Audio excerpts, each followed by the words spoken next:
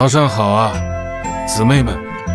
我老公大早上6点把我叫醒吃早饭，我困得不行，都忘记称一下空腹体重了。好多天没有上称，也不知道体重变化。老妹儿，睡回笼觉，睡到上午10点半，起来洗了一个头，拆我买的快递，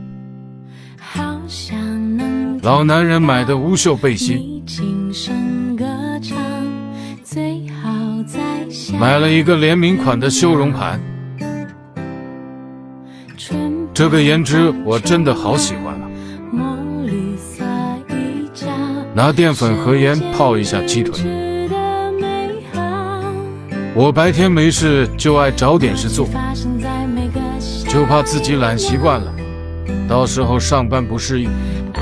今天是阴天，光线不好，拍的人又黑又黄，有没有那种孕妇跳的操，锻炼一下？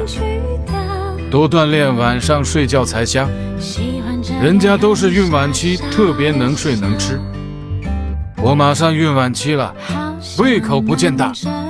孕早期吃的特别多，胃口大，我是又吃不下，又睡不好，一晚上起来好几次。看看我做的午饭，